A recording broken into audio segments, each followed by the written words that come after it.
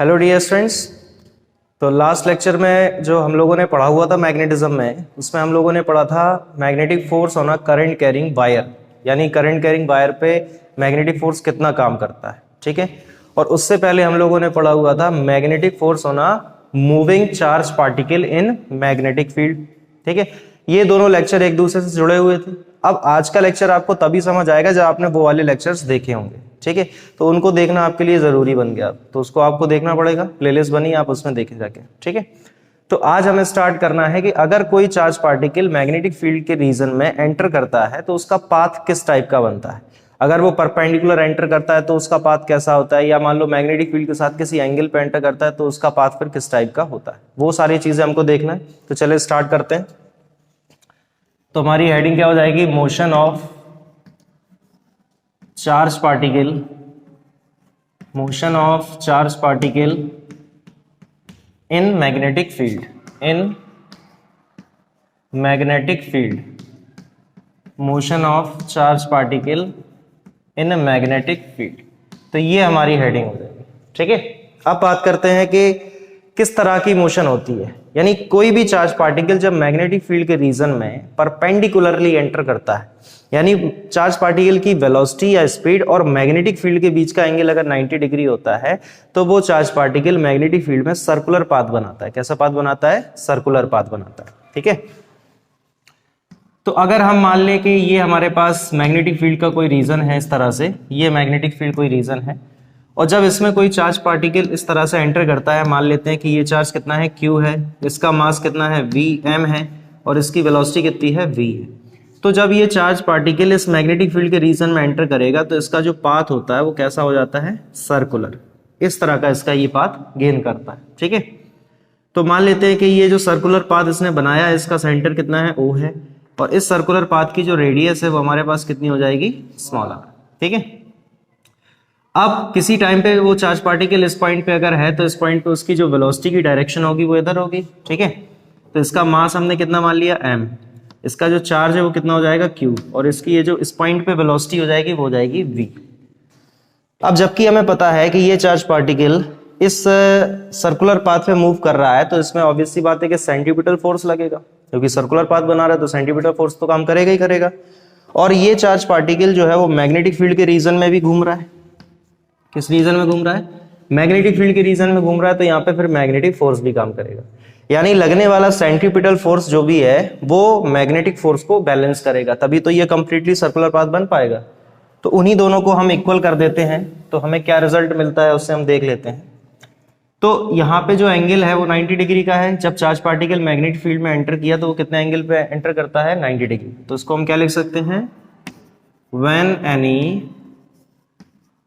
charge particle, when any charge particle enters in magnetic field, enters in magnetic field perpendicularly, magnetic field perpendicularly, its path becomes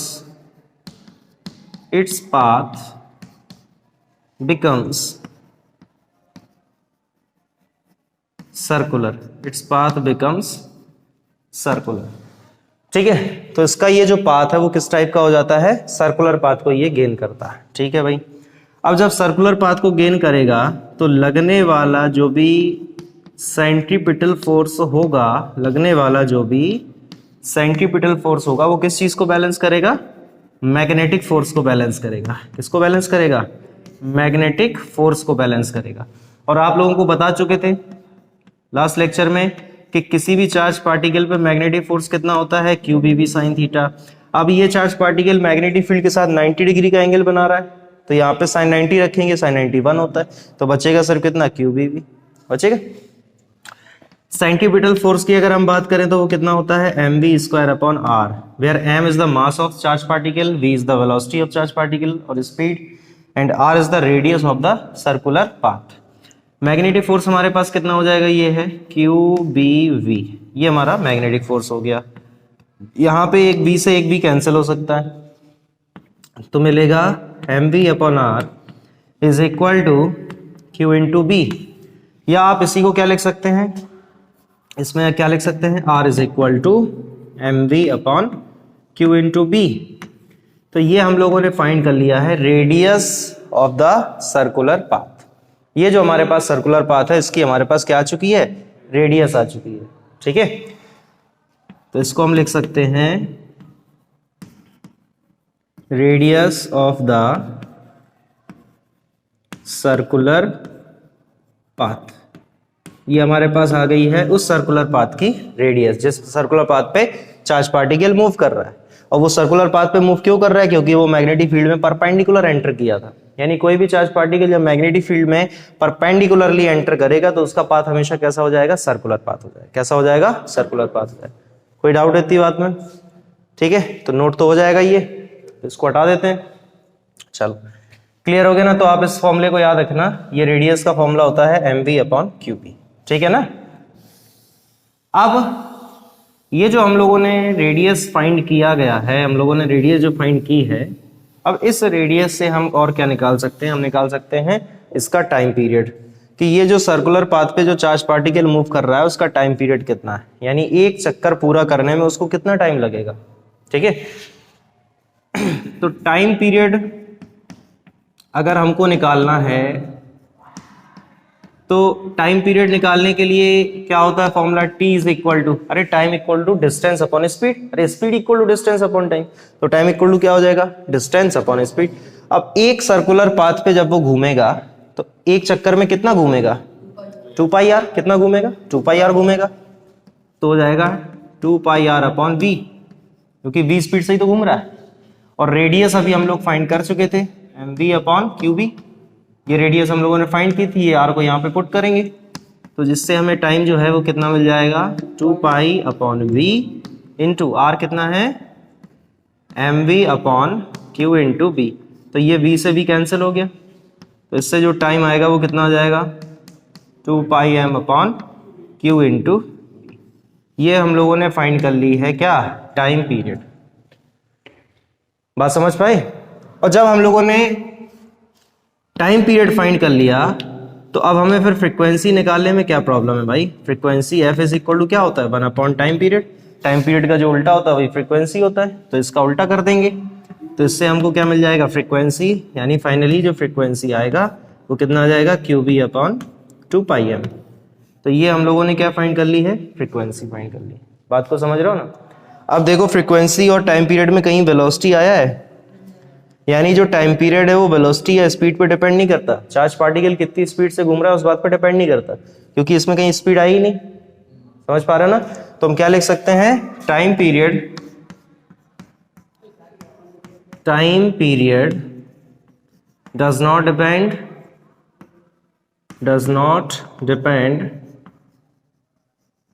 on the speed of the particle, on the speed of the charged particle. बात को समझ पा रहे हो ना, of the charge particle, यानी जो time period है, अगर टाइम पीरियड स्पीड पर डिपेंड नहीं करता तो फिर ऑब्वियसली बात है कि फ्रीक्वेंसी भी स्पीड पर डिपेंड नहीं करेगी, क्योंकि ना ही इसमें वेलोसिटी या स्पीड आ रहा है, ना ही इसमें स्पीड या वेलोसिटी आ रहा है। बात को समझ गए? तो ये जो फॉर्मूले आए हैं, एक ये रेडियस का फॉर्मूला आया है, एक ये टाइम पीरियड का फॉर्मूला आया है, एक ये फ्रीक्वेंसी का फॉर्मूला आया है, ये फॉर्मूले सिर्फ कब हम लगा सकते हैं, जब पार्टिकल का पाथ कैसा हो, सर्कुलर हो, यानी जब चार्ज पार्टिकल मैग्नेटिक फील्ड में मूव कर रहा है, एंटर कर रहा है वो परपेंडिकुलरली, तभी हम इनको अप्लाई कर सकते हैं, अदरवाइज हम इनको अप्लाई नहीं कर सकते। ठीक है, तो क्या हमेशा चार्ज पार्टिकल मैग्नेटिक फील्ड में जब एंटर करेगा तो परपेंडिकुलर एंटर करेगा? ऐसा भी नहीं है, हो सकता है किसी और थीटा एंगल पे एंटर कर रहा हो, मूव कर रहा हो, तो उस केस में अब क्या होगा। ठीक है, तो वो केस देखते हैं, इतना तो नोट हो जाएगा ये। चलो इसको हटा देते हैं।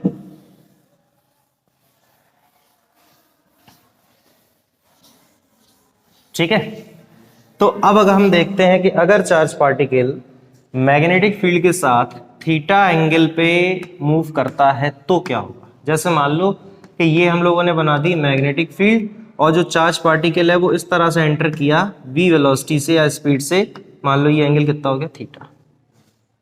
ठीक है, तो अब इस वेलोसिटी के दो कंपोनेंट होंगे, एक कंपोनेंट इधर होगा, इसको बोलेंगे v cos थीटा, और इसी का एक कंपोनेंट इधर पे होगा जिसको हम बोलेंगे v sin थीटा, बोलेंगे कि नहीं? तो इसकी वजह से चार्ज पार्टिकल चलेगा स्ट्रेट लाइन में, क्योंकि मैग्नेटिक फील्ड भी उधर ही है और वेलोसिटी भी उधर ही है।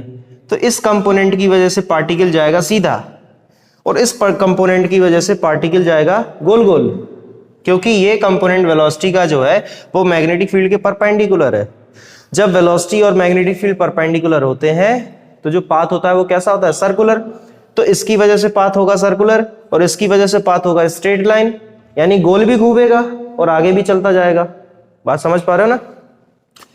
तो ऐसे चलेगा फिर तो गोल भी घूमेगा और आगे भी चलेगा। देखो, समझ पा रहे हो ना? गोल भी घूम रहा है और आगे भी चलता जा रहा है, चलता जा रहा है। तो इसको हम कहते हैं हेलिकल पाथ। इसको हम क्या कहते हैं? Helical path.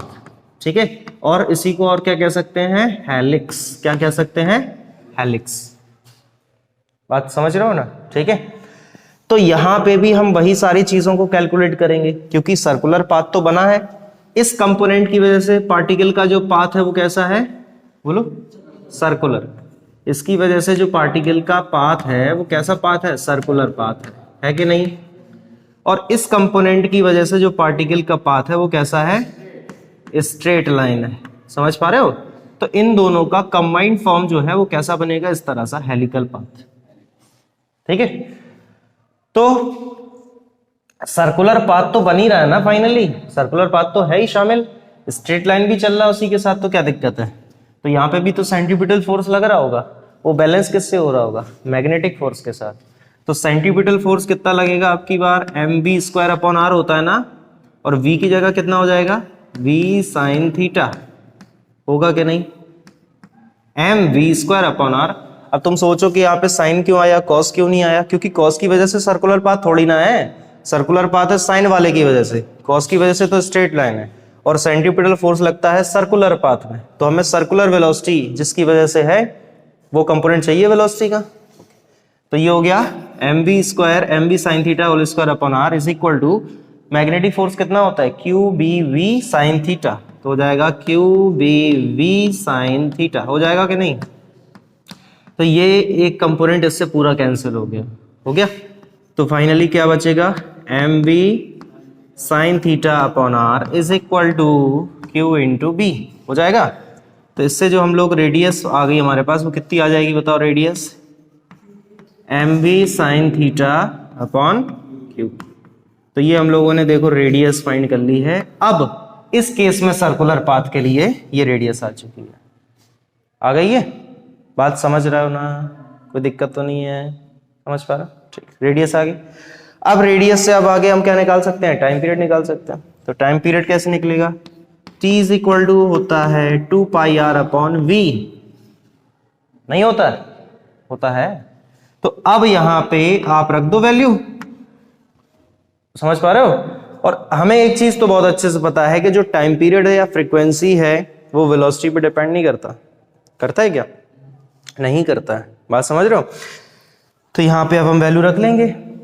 तो 2π/v, और रेडियस हमारे पास कितनी है? mv sin θ/Q into v। बात को समझ रहे हो ना? सॉरी, v की जगह v sin थीटा होगा ना आपकी बार। वेलोसिटी का कौन सा कंपोनेंट है? v sin theta. तो ये फिर से कैंसिल हो जाएगा। तो इससे जो टाइम पीरियड आएगा वो कितना आ जाएगा? 2πm/QB आएगा। तो ये तो वेलोसिटी पे डिपेंड नहीं करता ना, तो 2πm/QB ही रहेगा फिर। तो ये समझ रहे हो?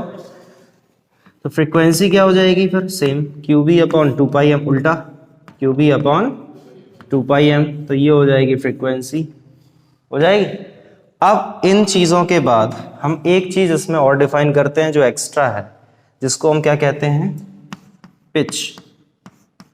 क्या कहते हैं? पिच। पिच का मतलब है horizontal distance, horizontal distance in one oscillation, in horizontal distance in one oscillation, horizontal distance in one oscillation। समझ गए? यानी एक चक्कर में कितना हॉरिजॉन्टल डिस्टेंस आगे चला, उसी को हम कह देते हैं पिच। क्या कह देते हैं? पिच। तो P इज इक्वल टू क्या हो जाएगा बताओ? हॉरिजॉन्टल डिस्टेंस है ना, तो horizontal velocity into time. P क्या है? एक तरह की डिस्टेंस ही हुई ना, तो डिस्टेंस इक्वल टू क्या होता है? स्पीड इनटू टाइम होता है। होता है। कौन सी स्पीड लेंगे? हॉरिजॉन्टल स्पीड लेंगे। हॉरिजॉन्टल स्पीड क्या है? v cos theta. स्ट्रेट जाएगा तो v cos थीटा और टाइम पीरियड तो पूरा, क्योंकि वन ऑसिलेशन है तो टाइम पीरियड वाला लेंगे। एक ऑसिलेशन में जो टाइम लगता है वो टाइम पीरियड होता है। तो t की वैल्यू हमारे पास कितनी है? ये है, इसको यहां रख देंगे।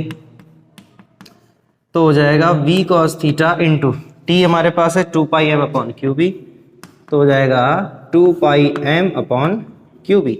तो इससे फाइनली जो पिच आएगा हमारे पास वो आ जाएगा 2 पाई m v cos theta upon Q into, ये आ जाएगा पिच। बताओ, बात समझ गए? कोई डाउट है किसी को? क्लियर हो गया ना? ठीक है फिर, तो आज के वीडियो में इतना ही रखते हैं, मिलते हैं नेक्स्ट वीडियो में नेक्स्ट टॉपिक के साथ। Thank you very much.